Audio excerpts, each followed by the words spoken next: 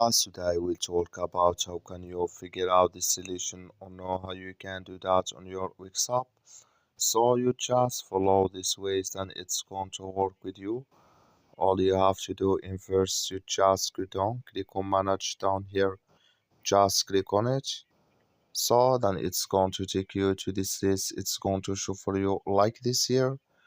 So then you go down, you just keep going down here. So then here you just click on settings here. When you click on it, it's going to show for your list like this. You go down, click on member privacy, just click on it. So you come here to who can set their profile to public. You select if you want to add all such members or no one. So here can you select, that's all. I wish you are great. So thank you for your watching.